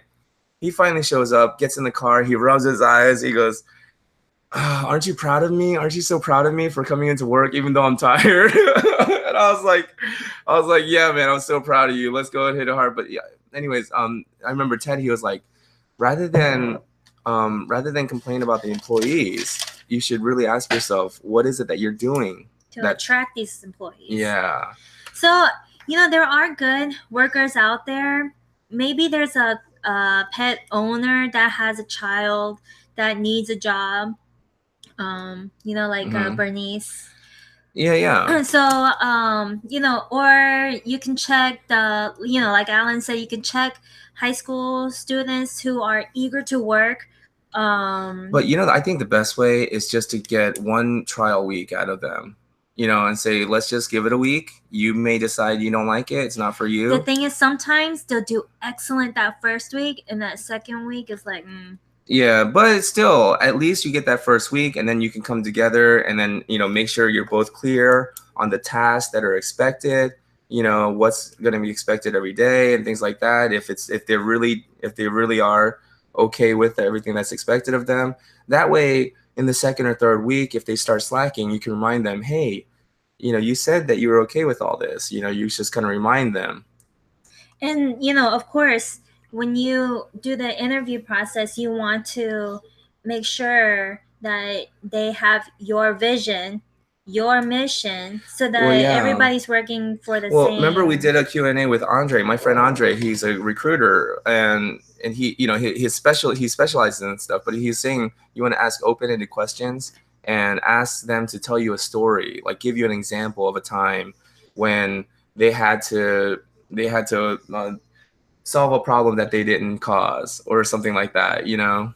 But you're looking for examples of their willingness to work as a team, you know, their willingness to help, you know, accomplish a task, you know. Mm-hmm. So how many dogs supposed to, Leon, how many dogs supposed to be on a groomer's list? Leon, it all depends on what type of groomer you are. What exactly? Because if you're gonna be a discount groomer, discount all day long. You need how many dogs? You need like endless dogs. That's the thing. Is like I was messaging this groomer was messaging me, and she's a pretty well established groomer, pretty well known groomer. She's published in the magazines and everything, but you know, I was telling her, like, I got a pretty big day tomorrow. I got to go to sleep. Good night, right? And a big day for me was a big D shed on a chow mix. And then I had a Maltese that's blowing coat to do a bath and a little trim up afterwards. For me, that was a big day. You know, and I was like, I need to get my rest, because that D shed, especially the chow mix D shed, is going to wipe me out, right? She says, I have 24 dogs tomorrow and I'm short a groomer, so I know what you mean, you know. And I'm sure she's like, you know, letting me know, like, hey, I got a big day, I'm a busy groomer. But I was thinking 24 dogs, wow. For me, I almost felt bad.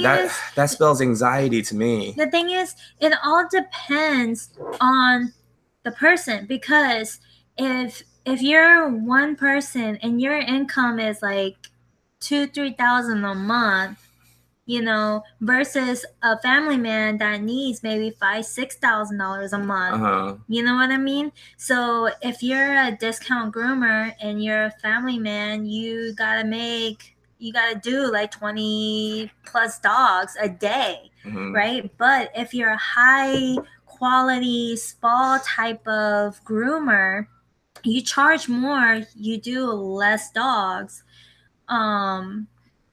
I mean, it equals. Yeah, I think you just have to choose. You just have to, like, there's no set amount of dogs for you to do. Yeah. Dogs die. You know, puppies come in. I remember working with this really fast groomer, and she was like, I made $300 today, you know, like, woohoo. And I'm thinking, like, oh my goodness, with 50 per my commission, I maybe made like $100 that day, maybe, you know. And I was just like, wow, she made like 3 times as much as I did. Because think about it. Because she's flying through the dogs. At that time, you were doing, the grooms were like $45. Yeah, so and I would do like 4, maybe 5 a day, right? And that's me just rushing and working as fast as I can and just sweating. And they're like doing 8, 10, 12 dogs, you know, just flying through them. But they're not doing as much combing and brushing and clearing out the skin. They're not. So for me, when I think like, wow, if you have 10 dogs scheduled in one day, there's just no way you're gonna get the same quality as the dogs that I groom, because I'm only doing 2 a day and I'm spending about the same amount of time as someone who's grooming 8, you know? So of course the quality, the finish, the results are gonna be different. Otherwise I would be jobless, because you're making just as much as they are. Yeah, that's the thing, is like I'm charging enough, you know. And so yeah, it's just, you just have to decide what it is you want, and you also have to decide how much is enough. And once you get that much, you have to be okay with it, because we're having this conversation like just a couple days ago. Like, it almost doesn't make sense, because we're turning away, like, literally we're turning away Hollywood celebrities, you know. We gotta up our price a little bit. Again. I was just like, the fact that somebody from Hollywood that's an A-lister, you know, that's legit, would contact me, not directly, obviously, but contact me through her assistant. But the thing is, I said, Jun called me, I said no. And here's the thing, going back to the relationship, after I called her back, and because I told her maybe we shouldn't just say no, maybe we should really consider this, because if we sign an NDA, non-disclosure agreement, we're not allowed to talk about, you know, who we're working with or anything. That wasn't the reason for and me. I was though. like, nobody would know that we let her jump ahead of everyone else on the waiting list. But she was like, you know, one of my clients, her mom, I saw her just the other day, and her mom was one of our clients, and she's on the waiting list, you know. So it's like, these people we have relationships with, and they're on a waiting list. They're waiting for us to let someone else that we have no relationship with, just because they're from Hollywood, they've been in movies, and we let them skip ahead of them. It just goes against everything that we talk about, that I preach, right? It goes against our brand. It goes against our reputation. Because it's not brand, it's not loyalty. But it was tempting. I'll be honest, it was tempting. And her assistant kept trying to talk me into changing my mind. He was like, they'll even. He was like, I told her that you're weird. I told her that you're weird enough to say no. That you're a really weird guy. That you actually might say no to this. And so he was like, I told her that I'll have to talk to you about this. So he was like, call your wife at least. I talked to Kimmy, and she's like, do whatever you want. No, I didn't say that. You said do what you want. You were like, yeah, if you want to do it, whatever. You're like, but just know that if I have to change one day, I have to contact like a dozen people. You were like, this is just. No, I wasn't saying to go ahead. I was saying in order for. Yeah, she said her answer is no. I told you straight up, my answer is no. And the reason why I said no, that I don't want to take the celebrity, is because it goes against who we are. You know, so are we okay, let's say that we do accept this person and nobody knows about it. But right? We know. But for me, it's gonna bug me because, well, one, how long are we going to groom the celebrity? Well, I was told they're here till September, and then they're coming back next year. So we're grooming this dog until September. Okay, so how about all the dogs that I already have on the schedule, right? So does that mean that I have to contact, and I'm not contacting just one person to reschedule just so that we can have, you know, this celebrity person come and mess up the schedule? No, I'm not going to do that. I'm not going to go through that headache. She was like, I don't care who she is. I don't care who she is. I mean, like, I know who she is, but on the personal note, like, this is just business. I don't care who she is because she's not our client. I called her back. I told him, he was like, hey, I really need an answer. He was like, I'm going to go talk to her right now about this. He was like, I need an answer. And he was like, you know, and I was like, no, I'm sorry. He was like, I knew you would say that. And so anyways, I called her back, and I was like, I told him no. And she says, if you would have said yes, I would have lost respect for you. Boom. Hashtag boom.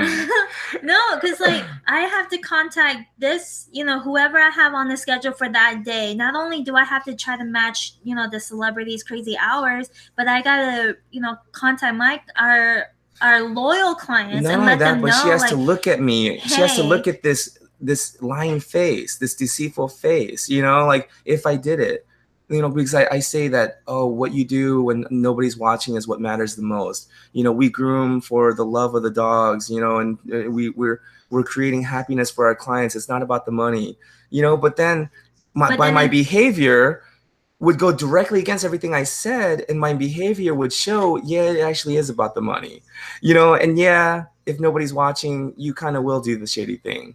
You know, that's what it would have showed her. And now I would have a wife that does not respect me anymore. That's why it's so important to have the same vision and the same mission.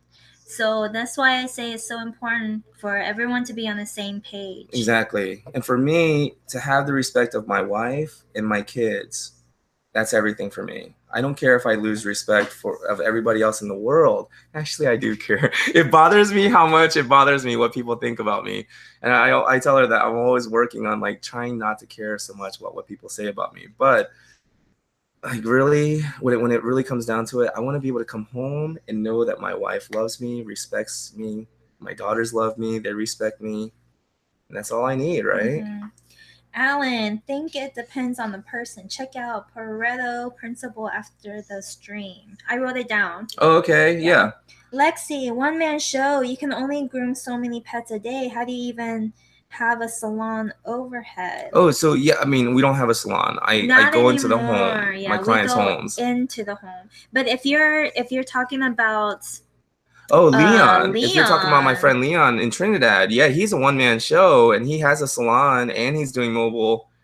Leon, So, I'm proud of you. I'm proud of you. anybody that's watching this video and is moving to Trinidad or lives in Trinidad, Yeah, give contact Leon. But the thing is that he's got a dilemma where he's a one-man show. So even if he does get swarmed with all this business, how is he one brand? Well, how's he supposed to groom all these dogs Maybe physically? it's time for us to take a family vacation to Trinidad.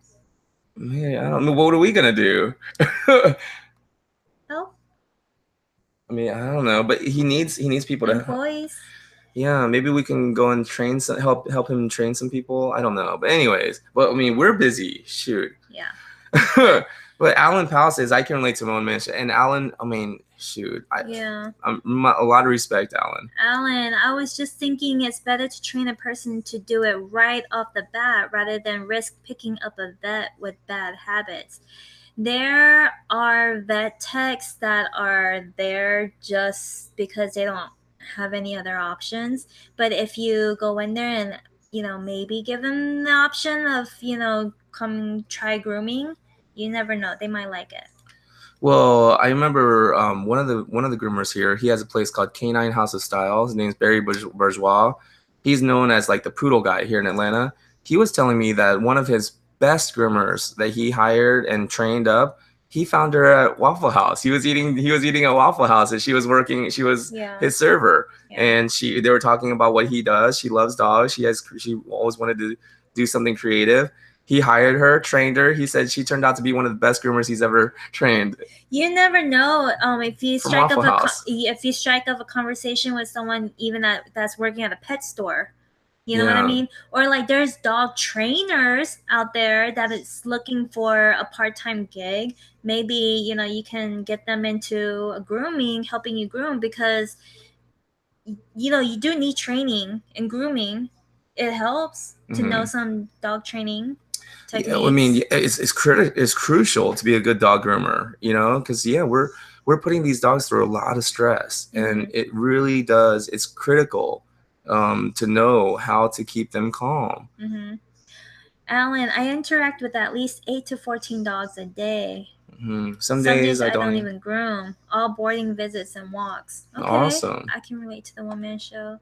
Lexi. Trinidad, Colorado? No, he's in Trinidad in the islands in the Pacific, South Pacific. Yeah. Alan Powell, vet as a veteran. Oh, like a war vet. Okay. Yeah, that's a really good idea. That's a good idea. I remember when I was at Super Zoo one year, we had as the keynote speaker, I forget his name now. What was his name? But he was part of the Black Hawk Down mission. And he was saying that when you see a war vet, don't pity them. Give them a job. He was like, they don't need your pity. They need something to do. And so, Alan, you make a really good point. He was saying like a lot of war vets just need to feel useful again. Yes. And they need to be busy. They have like mental, because they were in the war. Yeah, they've seen things that and it's hard to come back into normal society. Yeah, so then working with dogs would be perfect. And I remember he was Kenny Thomas. Kenny Thomas was his name, but he was saying when you see a war vet and he's homeless or he seems like he's lost his mind, don't pity him. Don't give him your pity. Give him something to do. Mm-hmm. I really like that. If you feel useful, exactly. Way. Yeah, that's a really good idea, Alan. Maybe, start a program where we start teaching vets how to groom dogs. That's a really interesting idea. Mm-hmm. Been grooming for more than 10,000 hours. Yeah, well, according to Malcolm Gladwell, that's the mark, right? 10,000 hours is when you reach mastery. Okay, and I'm going to end with this. I was watching a fight breakdown of Conor McGregor, right? Conor McGregor, for those of you who don't know, is a huge UFC star, a mixed martial arts star. When they were showing the first fight of Conor McGregor, where he rolled into a choke and Nate Diaz choked Conor McGregor out, when they were showing the movements, the way that Conor McGregor rolled, he was actually rolling what he was doing, everything he was supposed to do. The same thing that he did that got him in trouble with Nate Diaz got him out of trouble with what was his name? anyways, it was another guy he was fighting, a shorter, really strong wrestler guy, but the same move that got him in trouble with Nate Diaz got him out of a guillotine. What's his name? But anyways, where I'm going with this is it was because Nate Diaz had spent so many hours on the mat. Nate Diaz is such a skilled jiu-jitsu artist that his brain didn't even have time to react to what was going on. As soon as he felt Conor McGregor rolling that way, he lifted himself and made a little bit of room, just this much separation, that let Conor McGregor's body slip through rather than carry Nate with him. And he put himself in position for Nate to choke him out. But that only came as a result of Nate's countless hours on the mat, his body just knowing what to do, his body knowing what to do better than his brain knew, because he spent so many hours practicing and drilling it. It was just muscle memory. And that just really, that was like, oh my God. When I saw that and I realized that Conor McGregor actually was rolling the correct way. He actually was doing what he was supposed to do to get out of that chokehold that Nate Diaz beat him with. It was just that Nate Diaz was so good that he knew how to counter what he was doing.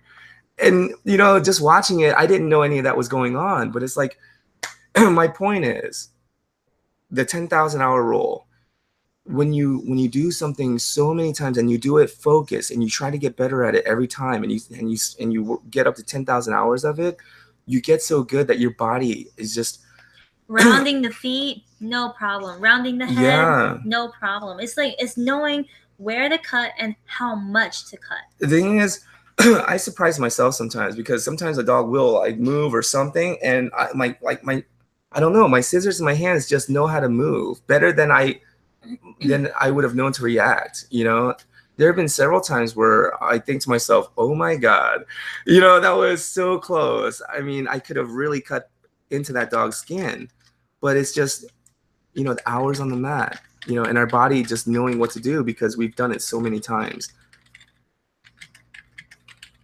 Oh, okay. But yeah. So anyways, oh my goodness, it's 11 o'clock. We've been talking for like 2 hours. Thank you guys so much. Oh, wow. For those who stuck with us the whole time, thank you so much. This was a lot of fun. Hopefully it was valuable, beneficial to anyone who was watching. I mean, of course, relationship advice is really was it Lexi or who was it? Anybody that's interested in we were thinking about doing another show on passive income. Mm-hmm. So I found this cool thing. This is just a little sneak peek preview. Okay. So I found this app, right? Okay, this passive income kind of ties in with budgeting your life. Okay, so so there's this app. It's called Ibotta. IBOTTA. Okay, hold up. This is what's so exciting. Okay, so there's these I don't know if you can see on here. There's these hold on. Long story short, you get money back for grocery shopping. Yes. Okay. So there you have these options, like all these sales, right? Dog treats, drinks, whatever. There's all these and you just pick it, and you pick the grocery store that you go to, and check this out. I've had this app for like I want to say a week or so, and I made $31.36 just for grocery shopping. That's money back. That's money back. All she does is take a picture of the receipt, or sometimes she just scans the barcode of the product, and we get money back for grocery shopping. So this is something I wanted to show you guys. Now, we needed mayonnaise because we ran out of mayonnaise. She looked up this mayonnaise here, Deliciously Gourmet. This one was like $6, right? 6 something at Kroger. With the Kroger Plus card, we paid $4.49. We got back $4.50. The offer on Ibotta, $4.50 cash back if you buy that. So it's originally $6, but if you have a Kroger shopping card, then the in-store credit, you end up paying $4.49 for it. But I got $4.50 cash back. So basically, I got paid a penny to buy that mayo. Isn't that interesting? Really interesting, fun, cool stuff. We'll talk about that next time with our passive income video. If you use a rewards credit card, you can get 5 to 10% more back. If you have a Kroger, we shop at Kroger. If you have a Kroger app and you download their coupon for Friday, Saturday, Sunday, the double gas points, oh my gosh. I spent like $45 and got $85 points for gas. And I was like, oh my God, that's amazing. So, yeah. I mean, the stuff that's out there that you can literally earn money just by knowing what apps to use. Anyways. Oh, who's Tyrene Loya? Tyrene Loya, great talk. Thank you so much, Tyrene Loya. Thank you for joining in. All right, so let's end the video here. Yes, good night, everyone. Thank you so much. If you guys have any questions, just contact us. I was talking. You interrupt me. No, oh shoot, I got a bruise right here. If anybody. All right, just to show people, I'm the one that gets beat up. Okay, no, but I don't want to. But remember at the gym, like, what did I went like this to high five, and she goes like this, right? No. He goes to high. We were talking about something, and he goes up to high five, but then I like flinched, and this guy was walking by. Two guys walking by looked at us all weird. I was like, oh my goodness. I told them, I bet they think that you abuse me at home. Yeah, right. If anything, it's the opposite. I get beat up. No, the kids. The girls beat them up sometimes. Yeah, well, Anyways, Thank you guys so much. Yeah, well, I don't even know next time when we'll be able to do this. But next time we'll try to, just message us and we'll keep you posted. Yeah, and then the next time we do this, we'll talk more about the online passive income, how you can start earning money in your sleep, pretty much. Yeah, or branding. We could talk about branding. Yeah, whatever you guys want us to talk about, we're here for you. Thank you so much. There we go. Oh no.